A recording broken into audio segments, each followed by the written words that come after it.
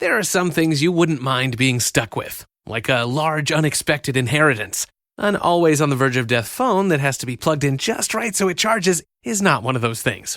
Switch to Verizon and we'll pay off your old phone, up to $800 via prepaid MasterCard, so you can get a new one. Just trade in any phone from our top brands on any unlimited plan.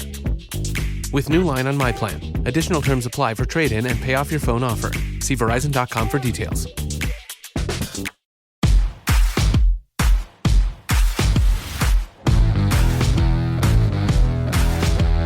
Welcome to the Dogs Podcast with your hosts, Blake Reneker, Justin Charles, and Josh All.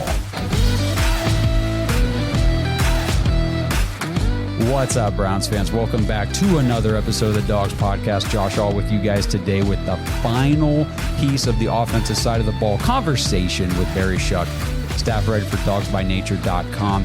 Barry was down at the Senior Bowl last week in Mobile, Alabama, watching all the practices, taking in the Senior Bowl, and today we have offensive line prospects, a position that the Browns desperately need to get some talent and some depth and just really start building for not even just the future, but for right now, because Barry makes a good point in here, and I'll kind of give it to you early. He says, no matter what happens this year, you're going to need to have a tackle who's capable of starting at least some games, because either one of or both Jack Conklin and DeJuan Jones kind of get hurt every single year. So we need to make sure we've got adequate depth, and it can't be something like James Hudson.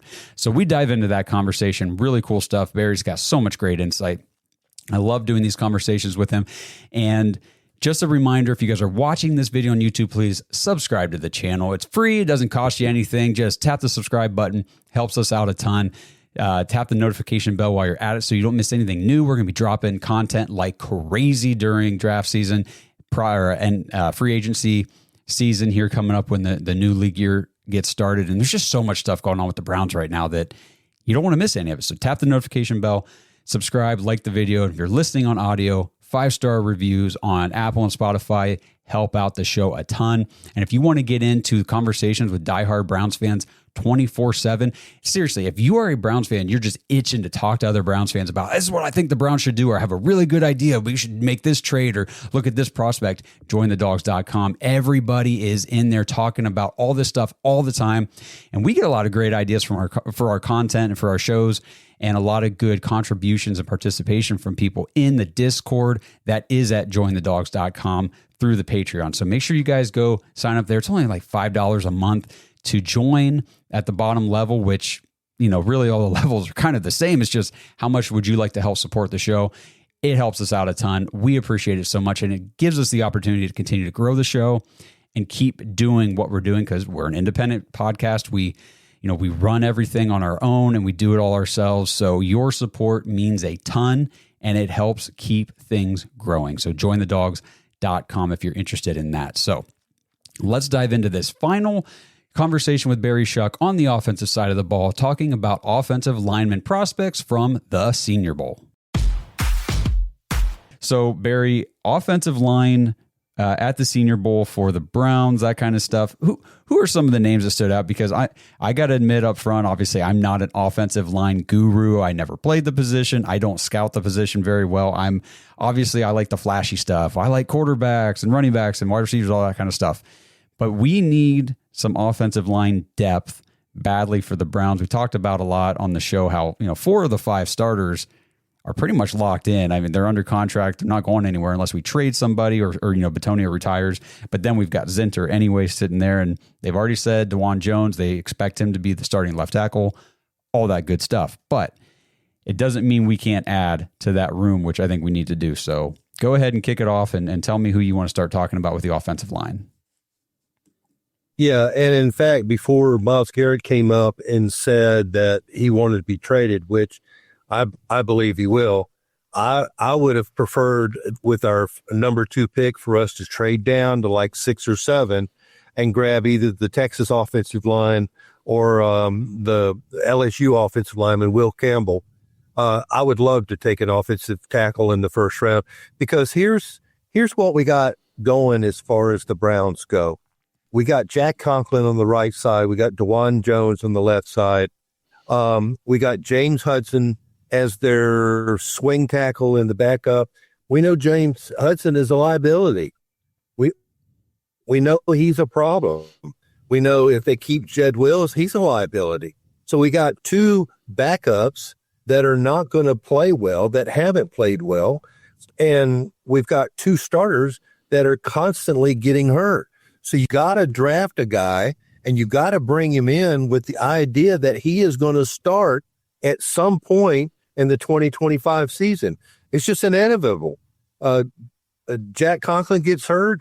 DeJuan Jones gets hurt. So you got to bring in a guy who was probably the most talked about at the Senior Bowl was Gray Zabel of North Dakota State. He's 6'6", 305. He's from a small school, but North Dakota State, if you don't know anything about them, they won the FBS National Championship. And North Dakota State, like Wisconsin, like Iowa, like Michigan, and like Washington, they send to the NFL offensive linemen, good offensive linemen. He is a plus leverage player who works consistently under the defender's pads, and he's got advanced spatial awareness in the run game. He's excellent at sealing backside pursuit. He's a really good pass rusher. I would say his specialty, though, is in the run game and run blocking.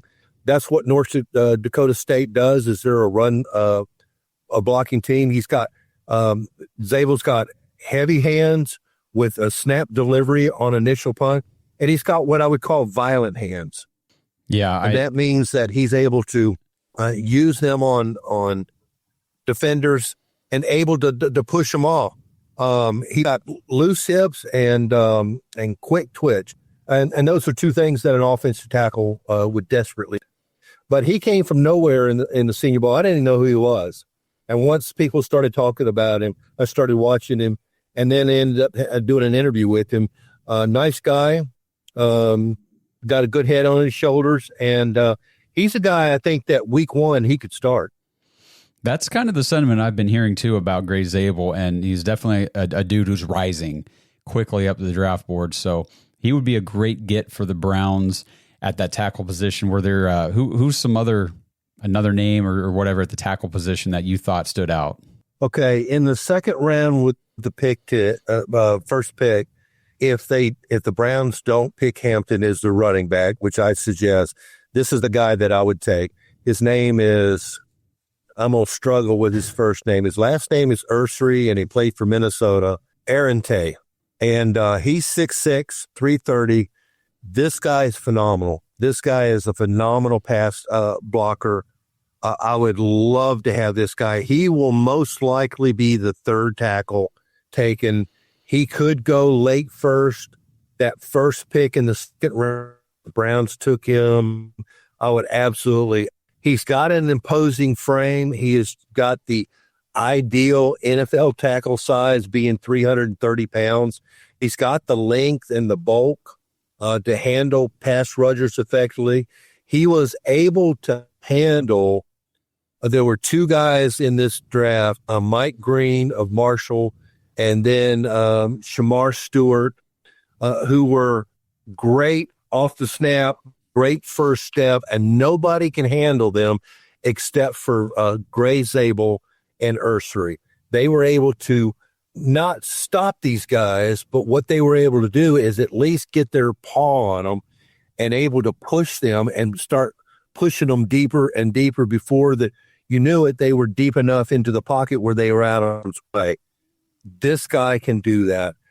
He had great lateral agility for his size, and that allowed him to reach the second level and reach these guys that were speed rushers that had this great first step.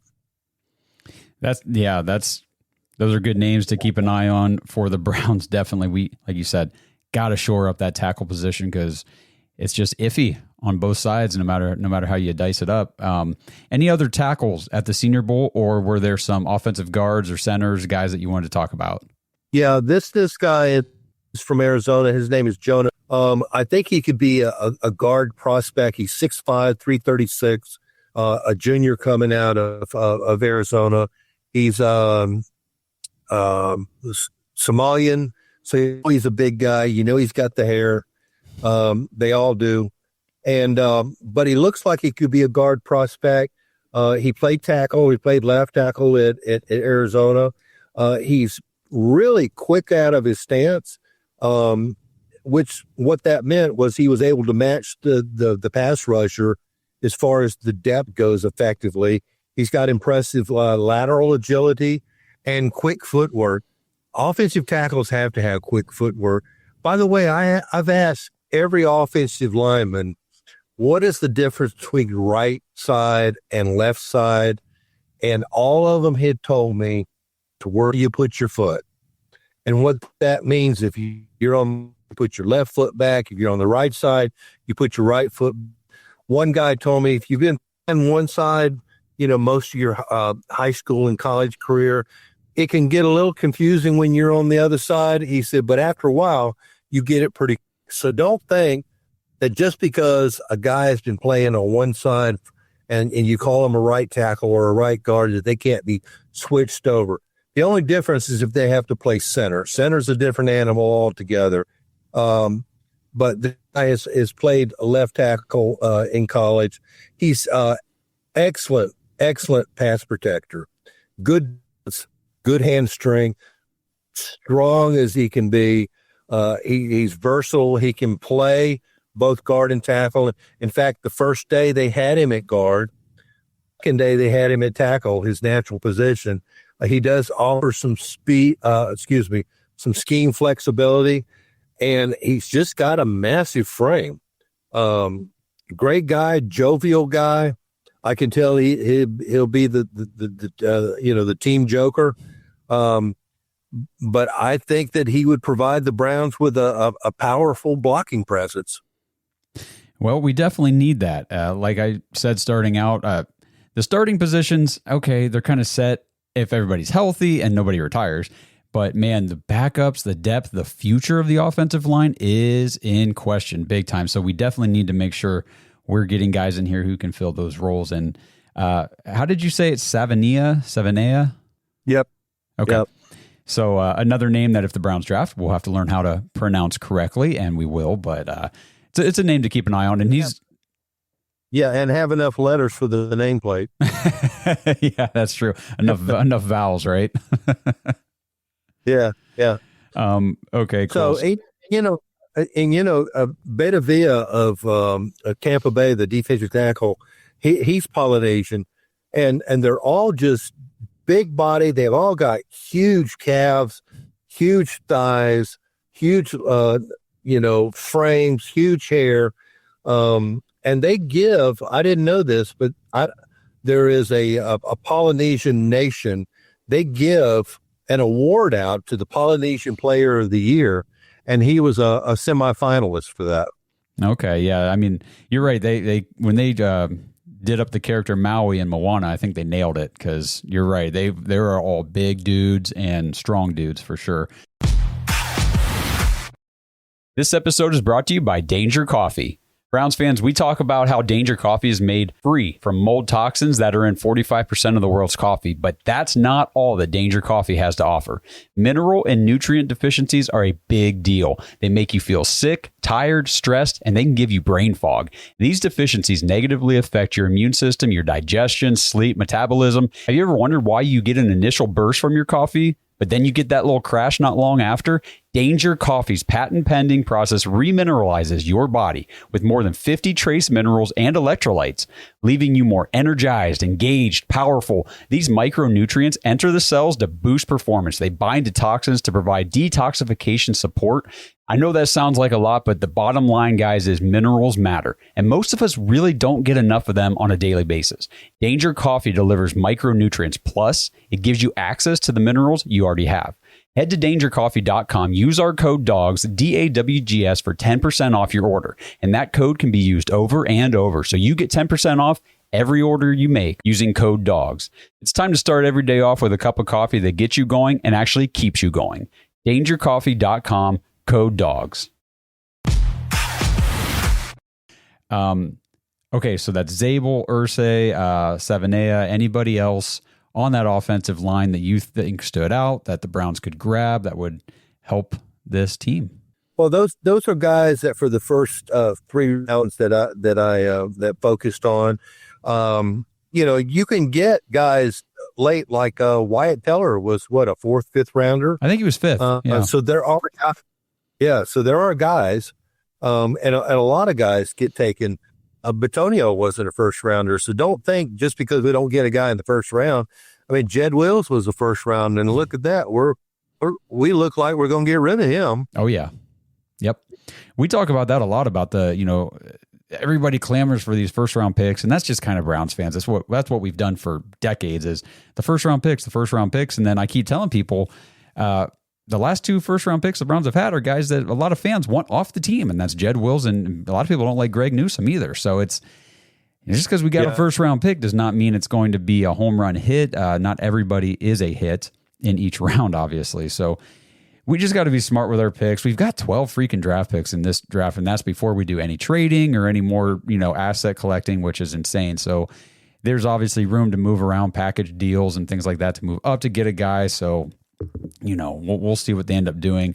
You gave us a lot of great names for the Browns at that pick 33 that are very interesting to me, and across all the positions, offensive line, we did tight end, wide receiver, running backs, and of course we started with the quarterback position on the offensive side of the ball. So if anybody listening, watching wants to go back, check out those names.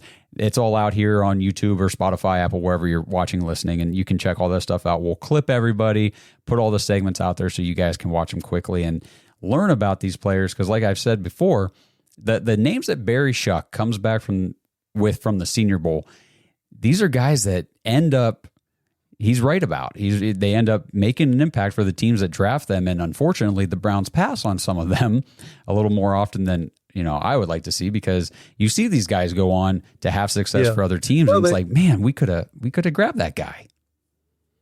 Yeah, well, they took DeJuan Jones, and he was at the Senior Bowl for 1 day, and then went home, but he was projected to be a 3rd round pick, and then the Browns took him in the 4th. One thing you should know about the Senior Bowl, last year, 10 guys in the first round were taken that played in the Senior Bowl. 10. That's a third of the first round. 12 guys in the second round were taken. 34% of the entire draft played in the Senior Bowl last year. We're talking about guys like Tiki Barber, Dan Marino, Brett Favre, Walter Payton, Did Butkus, Jalen Hurts. All of these guys played in the Senior Bowl. And the reason for it, if you're top 15, you do not accept a Senior Bowl invitation, because all you can do is lose standing and your draft stock will fall.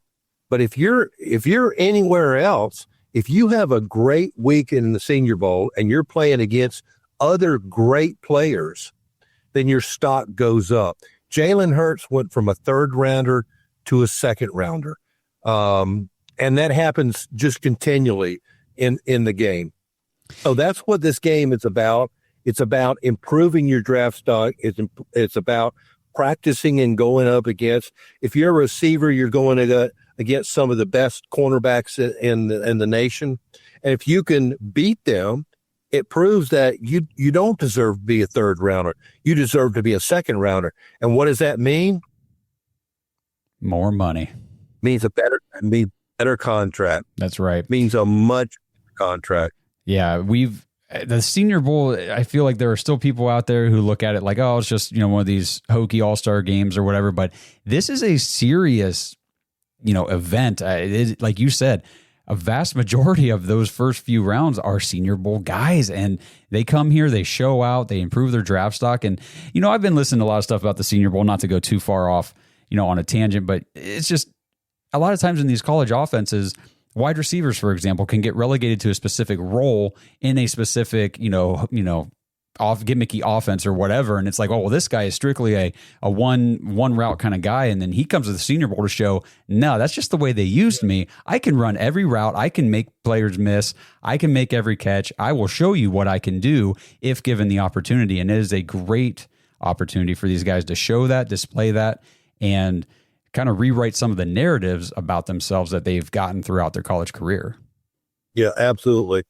Tim Tebow played in this game. He was projected to be a third round. He went in the first round to the Broncos. It works. Yeah. As long as you show what you can do against great players that are here. Now you take like Jalen Milroe, he'll probably drop from a second to a third to a fourth because he had a bad time, and that's just because of his performance at the Senior Bowl. And that happens a lot too. Malik Willis was here a couple of years ago. He was projected late first round, had a bad week, taken in the third round by the Tennessee Titans. Yeah, so it can work both ways for these guys, but it's a humongous job interview for these college kids coming out and making their, really their last on-field statement in a game situation for their NFL and draft. It's amazing. They not only, every team is here. Not only do you see every head coach, you see all the scouts, you see player personnel, people that are in the front office of teams here. You see every general manager. Last year, I was able to talk to Andrew Barry. You see all these guys. There was 900 people and about 1,100 media people that descended from Mobile, Alabama, just to watch the Senior Bowl. And then look at all the players that are here. Look at all the named quarterbacks they had this year. It's just absolutely amazing. One of the few exceptions that I've seen at a past Senior Bowl was Von Miller. He was projected to be the 10th player. He went second overall. And then Justin Herbert played in this game. He was projected to be somewhere around 15. He ended up going in the top 10. He played in the Senior Bowl. So it's an opportunity to play against great players and try to improve your draft stock, which means that the first contract is better versus being less. Yeah. The Senior Bowl is definitely a big deal. All right, everybody. Thank you so much for tuning into these episodes from Barry Shuck. Thank you, Barry Shuck. You are awesome. You come back with such great intel, insight, everything from the Senior Bowl. And, these prospects, I mentioned it several times on these episodes, but a lot of these guys that Barry comes back talking about go on to have very productive first years, if not, a lot of them do the first year, but at least by the second year, these guys are contributing in a solid way for their NFL teams. And, the Browns, they're heavily invested in these events. They've got people there. Bubba Ventrone was the coach of one of the teams in the Senior Bowl. So we got a lot of good hands-on intelligence about these players. So follow the names. Make sure you guys, if you missed any of these episodes, go back. Of course, you don't want to miss the quarterbacks episode. Talked about a lot of good names there. Running backs, wide receivers, tight ends was the second one. Go check that one out. And of course, we just finished up offensive linemen. Just to give you guys a heads up, the plan is to sit down with Barry again next week. I don't know by the time this one comes out. It might even be this week. But we're going to talk about the defensive side of the ball, and there were a lot of good players there. This draft, I've said it a lot before. I'll say it again real quick before we wrap. This draft is very, very deep at most of the positions the Browns need. They need running back. This draft is the deepest at running back maybe I've ever seen. They need offensive line. This is a very deep offensive line class. They need tight end. This is a super deep tight end class. It really is. There's a lot of good names, and we only talked about a few on our episode with Barry, but there are other guys that we'll talk about throughout the process here that we're really high on. We need a defensive line. There's a lot of defensive line guys, and obviously we always grab some sort of cornerback or secondary player anyway. So the position that is not deep, that the Browns need more than anything, is quarterback, which is why we still hold the stance of take one at 2 and see what happens, because you just have to keep swinging if you're ever going to get it right. Taking a shot and getting it wrong is the same as not taking a shot and not having a quarterback anyway, right? So at least with one of those directions, you have the chance of getting it right. If you just pass on the position completely and say, we'll worry about it later, well, now you guarantee that you didn't get one because you didn't even try to take one. That's kind of where we stand on the situation right now, but let me know what you guys think in the comments about all of these players that we've gone over with Barry Shuck. Great conversations. And again, if you're watching this on YouTube, like the video, subscribe to the channel, and tap that notification bell. 5-star reviews on Apple and Spotify, and make sure you go to jointhedogs.com to join the 24/7 conversation with the dog pack. It is draft season, and we are in there all the time talking about all kinds of things. And we say it all the time. It's not just Browns either. Like, we're in there talking Cavs, we're talking college football, we talk baseball when the Guardians are playing or whatever team you're rooting for. We talk, they have UFC talks in there. They talk about grilling things, what they like to drink, bourbons and whiskeys and beers and things. It's a great time, great group of people. So if you're interested, like I said before, $5 a month, it's really not a huge investment to get in there and at least even see if if you like it. If you've been interested in joining, give it a try. You can always cancel, if you don't like it. We hope you don't, but if you do, hey, no harm, no foul. We appreciate the support either way. So thanks again for everybody tuning in. Thanks again to Barry Shuck. And we will be back with you guys on future episodes with Barry, breaking down the defensive side of the ball. And until then, let's go Browns. Thanks for listening to another episode of the Dogs Podcast. Make sure you subscribe on YouTube and follow us on Twitter at the Dogs Podcast. Get your thoughts on the show at thedogspodcast.com.